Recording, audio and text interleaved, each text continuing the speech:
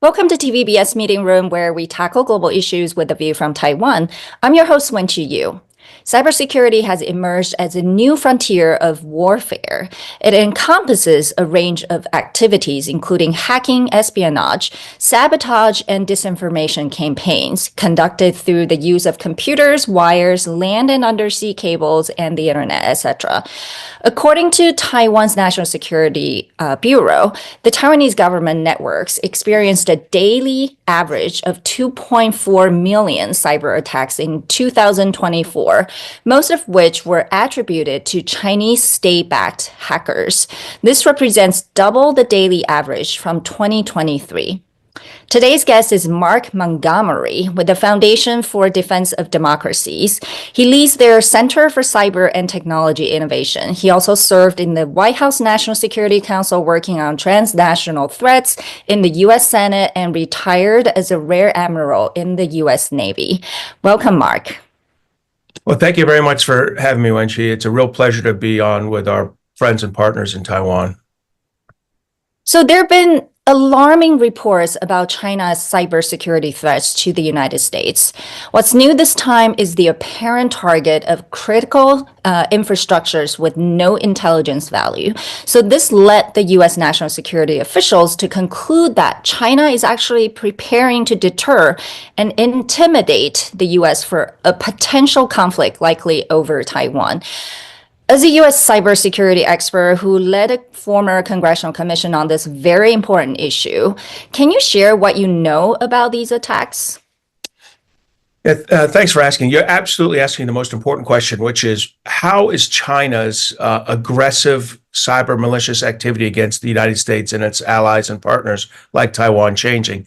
And the answer is it's moved from what was historically intellectual property theft and some malicious activity to what we now call operational preparation of the battlefield. You know, it's a military term, but it really means placing cyber malicious payloads, that is, cyber payloads that at a later date you could activate to cause a disruption in a service.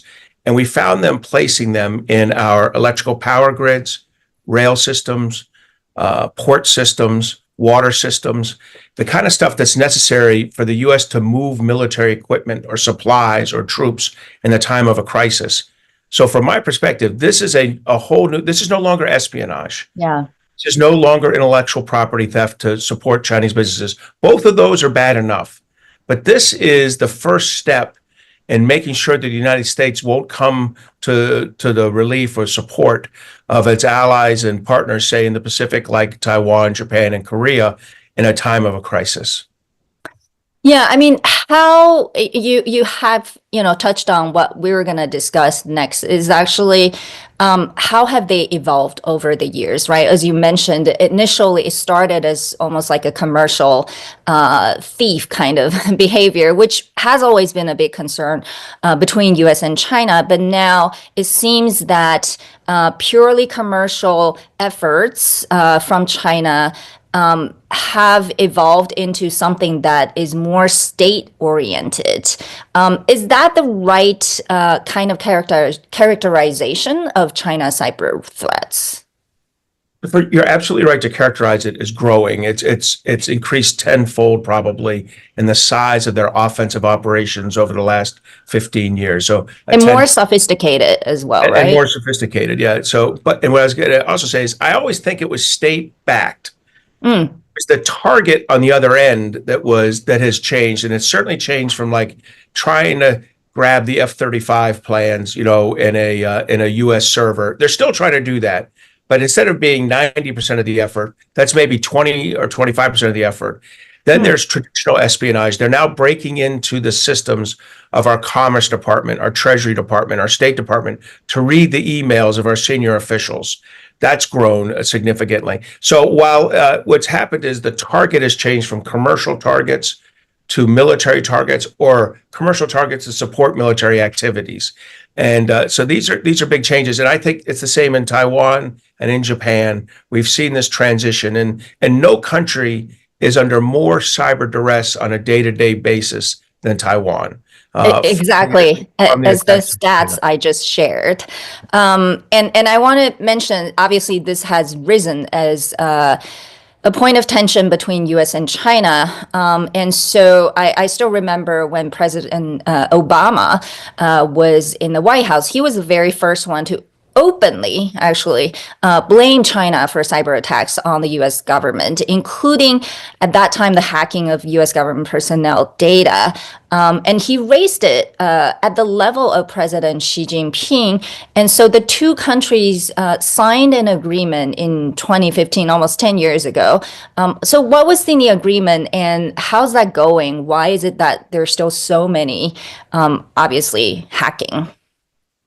Yeah, I remember that well. 2015, it was in the Rose Garden. At the time, I was working in Indo-Pacific Command as the head of all operations for our military out in the Pacific, and it was two things. One was cyber; they were going to reduce and eliminate their malicious cyber activity, and two is they were going to stop their island reclamation campaign in the South China Sea. So can I pause on this? So the first part about it. So they agreed to reduce that, which means they admitted that they were part of it, and so they're willing to work with the U.S. on reducing the attacks?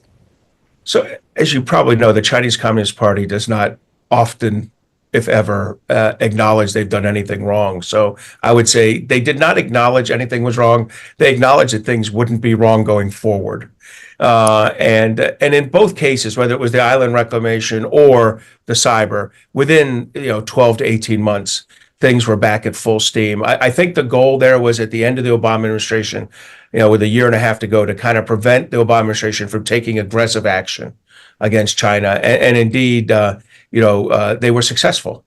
We were told to kind of stand down a little bit in our pushback against certain operations. And what China did was what the Chinese Communist Party did was reorient how it organized its cyber forces, and they spent about 12 months doing that. Then they were back out doing bad behavior, and as you've mentioned already, the increase in bad behavior in the 10 years since then, I would say that you could almost have a tenfold increase in bad behavior.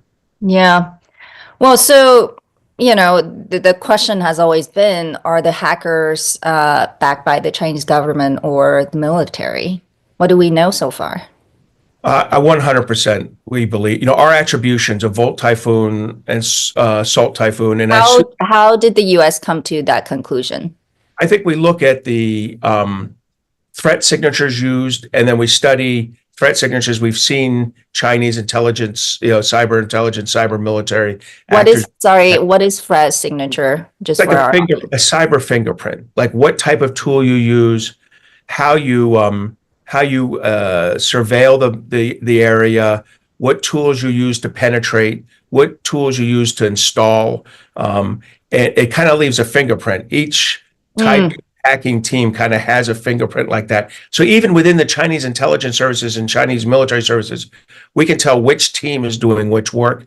I'm sure they can do the same with our teams to some degree, but we're attributing these to China pretty consistently and much faster than we used to, because they're pretty brazen in how they're doing it. This is not I don't believe they mind us knowing it's them. They would not acknowledge it's them. They won't admit it's them. But what do they really want if what they're trying to tell you almost implicitly that, this is the Chinese government is doing this? What do they want? They're signaling to us that it's the United States doesn't need to be involved if there's a cross-strait Taiwan problem. That you're a very vulnerable country with a national critical infrastructure. We, the United States, are a very vulnerable country with a vulnerable national critical infrastructure that they can penetrate, put in malware. And if we decide we want to start moving forces and supplies and equipment to supporting an ally, whether it's the Philippines in a South China Sea issue, Taiwan in a Taiwan Strait issue, or Japan in an East China Sea issue, they will disrupt our ability to move forces. They will disrupt our ability to generate economic power. And that it's not worth the United States. They will bring the problem to the United States. I believe that's the signal that's behind this effort, and it should concern us very much.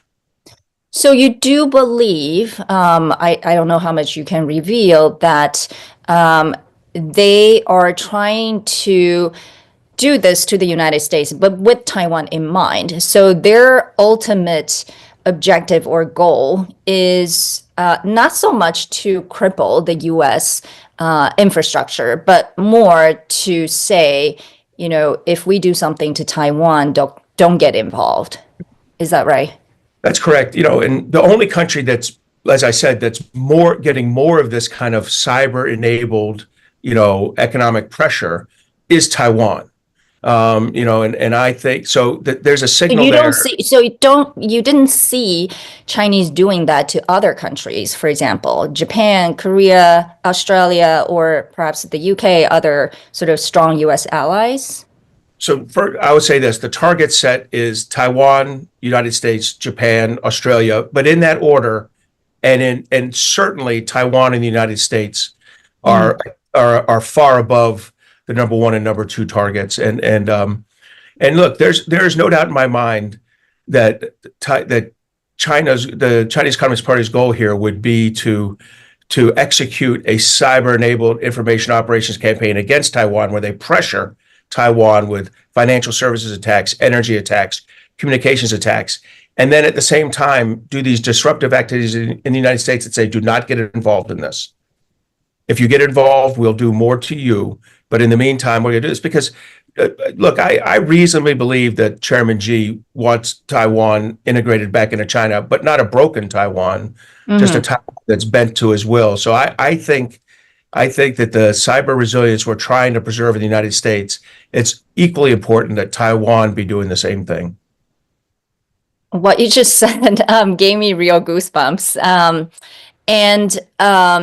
So it sounds like the way, China is likely to do something to Taiwan is not limited to sort of the traditional military warfare, and cyber has become truly a modern form of warfare. And I want to talk about the Congressional Cyberspace Commission that was established in 2019, because you had led that commission.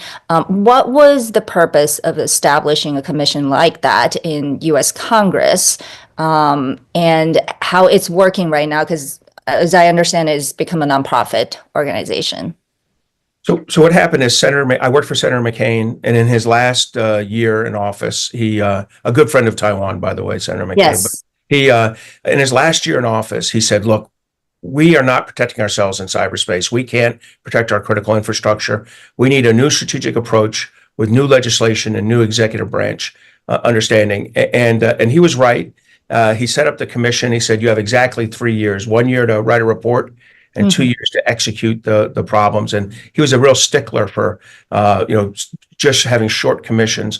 So he then asked, I was asked to run it after Senator McCain passed away. And I ran the commission for 3 years. I started it up, ran it, and then shut it down. And then because we didn't achieve everything we wanted, we did set up a nonprofit that I run now with Senator King and Representative Mike Gallagher. The chairman of the commissions are now the chairman of my nonprofit.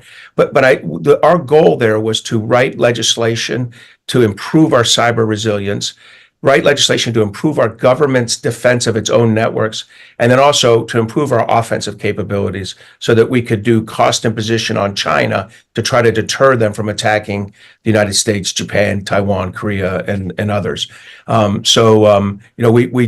We achieved about 80% of our tasking. We've still got 20% to go, and we're working on it hard. But that doesn't mean we're at 80%, that 80% is done, because it takes several years for laws to take effect, for appropriations or resources to procure what you need. So we're getting stronger, we're getting more resilient, but we're not there yet, and it's going to take some period of time. Yeah, so let's talk about it, because I think cyberspace, as I mentioned in the very beginning, is now more on people's radar. And during Trump administration, I believe he was the president that first really, at least his administration called to attention sort of what technology companies, especially those from headquartered in China, could pose in terms of threats to whether it's, American personal data or other threats. And so TikTok now is back in the news cycle again, and there's so much about it. But initially, the real concern about TikTok was really about whether the security of American users' data would be jeopardized because of TikTok's ownership that is in Beijing. So I understand that you were involved in the drafting or in the writing of the legislation. Can you just tell us a little bit more about the concern, where the concern came from, especially regarding Chinese private companies? And what the U.S. decided or decides to deal with those threats. Yeah, thanks. It's a very timely issue. The Supreme Court's just heard the case last Friday and should make its ruling later this week on TikTok. And of course, it's not a ban. What do you think the ruling is going to be? I think that the law will be affirmed. In other words, the law will carry through. And so TikTok will be banned. Well, it'll be required to divest by Friday. And since they've done none of the work to divest, find a purchaser from a non-country of concern like China, Russia, Iran, North Korea, they haven't done that work. They'll be banned until they're able to divest. Under the circumstances of change of ownership, basically. That's right. And look, this was a national security issue. We did not want a country of concern. I listed who they were. I mean, you can include Venezuela and South Sudan. Not good countries owning a system, operating a system where they got such personal data on 170 million Americans. That was national security concern number one. But national security concern number two was the way that the algorithm was manipulated by, I believe, ByteDance at the direction of the Chinese intelligence services. The TikTok algorithm was manipulated so that issues like Uyghur genocide were 12 times more likely to be seen on Instagram than on TikTok. Taiwan, independence more likely to be seen on Instagram, 16 times more likely than on TikTok. Hong Kong independence, the same. Tibetan independence, 40 times more likely on Instagram. And you're referring to not sort of algorithm within mainland China, but are you referring to TikTok in the United States, which means they're trying to control the content that is not just for their own citizens, but in America. Is that right? Exactly. It bothers me that they control the narrative for their own citizens, but that's not an American problem. You're exactly right. What bothers us is the narrative manipulation in the United States. And they moved beyond China issues. We started to find like Russia, Ukraine was 8 times more likely to support Ukraine on Instagram, or Israel, Hamas. So on issues where the United States national security was generally not a China issue, they were still manipulating it. It was clear that someone was directing the algorithmic, changes in the algorithm to drive these national security narrative changes. So when you combine that with the data privacy issue, and I think your audience is aware of just how many laws that China has passed since 2015, the national security laws, national counterintelligence laws, national intelligence collection laws that require Chinese companies to basically open their books and their servers and their systems to the Chinese intelligence service at their request. When you combine those two together, it's not that TikTok has to be banned. It's that TikTok cannot be owned, controlled, manipulated by Beijing. Manipulated, exactly, by a country of concern, in this case, Beijing. So I think the law will be upheld by either 8-1 or 9-0 vote on Wednesday or Thursday. Yeah, I mean, it seems that I just saw some news headline that they're trying to see if Elon Musk can buy TikTok. And it's actually from the Chinese officials. So this will continue to be a fascinating case for people to watch. But I also wanted to, just ask if you have any advice for Taiwan, because all these issues that are manifested in the United States right now, including TikTok, there was also a heated discussion in Taiwan whether TikTok should be banned. And of course, Taiwan is a country that really supports freedom of speech. That becomes an issue as well, because people don't believe that platforms should be censored. But obviously, as you mentioned, Taiwan is a major target. So how should Taiwan think about those issues, balancing national security as well as freedom of speech, like in the United States? So first, I would want to mention that Taiwan is it seems to me, to be aggressively tackling this cyber resilience issue. President Lai set up a whole of society defense resilience task force. I've met with some of the National Security Council officials like Fei Fan Lin and Su Chin Su, and I believe they're really on the right track. They're doing what our Cyber Commission did. They're attacking these issues. They're under in my mind, a much deeper, more aggressive threat from Beijing than even the United States systems. But this is like an elephant. You have to bite it. You have to eat it one bite at a time. So they just need to get working on this task force. Look, in the issue of TikTok, I would say this. Look, the United States has probably the strongest First Amendment provisions in the world in our Constitution. But in the end, about freedom of speech. About freedom of speech, but in the end, no country should allow another country's government and intelligence services to broadcast propaganda, persistently and unchecked into their country. Look, China is broadcasting into Taiwan through so many different means. Taking down TikTok will be a much smaller percentage of the problem than it is in the United States. In the United States, it's a primary vehicle for Beijing. In Taiwan, I think TikTok's one of many vehicles they use because of the proximity, because of the shared languages. There's just much more, there's much more effort going in. Easier as well, yeah. Yeah, much more propaganda coming in. I think I would just say this: look at TikTok as it's run in China proper. And look at TikTok as it's run in the rest of the world. They're two different toys. What my kids have on TikTok, are dance videos and cat videos.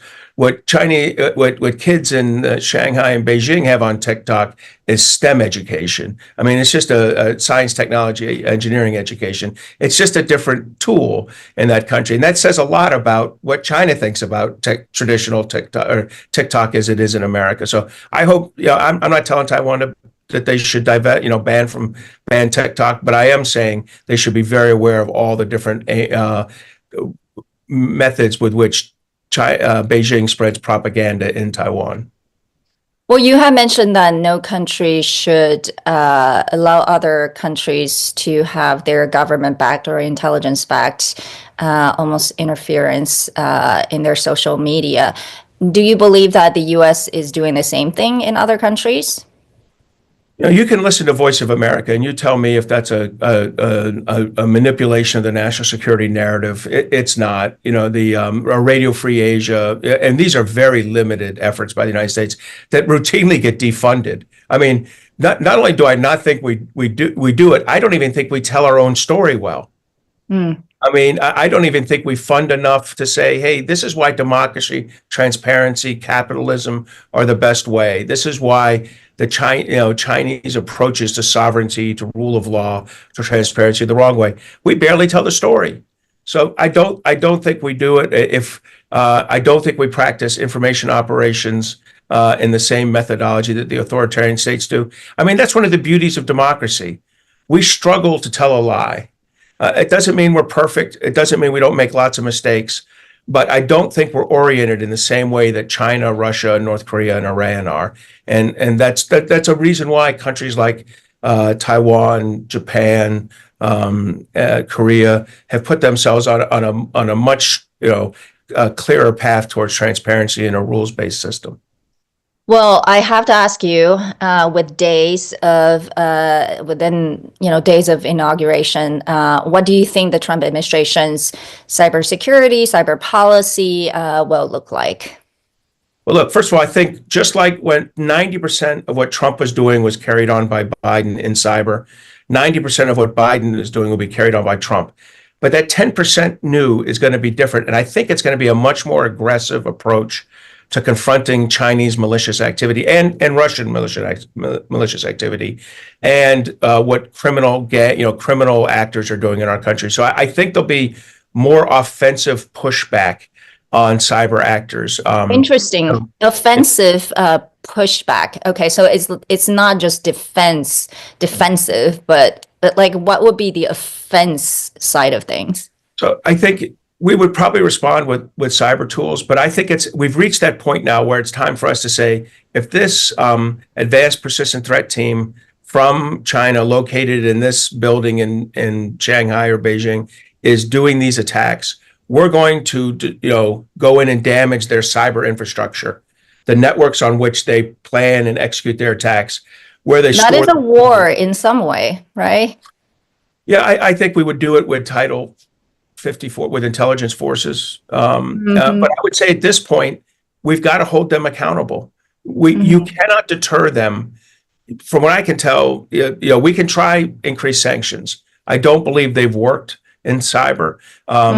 If we do sanctions that like go after Chinese leadership and the money that they keep in the United States and the family members they keep in the United States, which is significant, then that could be another path. But I would use any tool I had to more offensively go after them. Usually, the U.S. uses sanctions, espionage, things like that. But I think we're at the point now where it's worth destroying some cyber infrastructure. That doesn't kill people. It doesn't hurt people, but it stops them from being able to conduct these activities for a period of weeks or months or even a year. Well, thank you for that.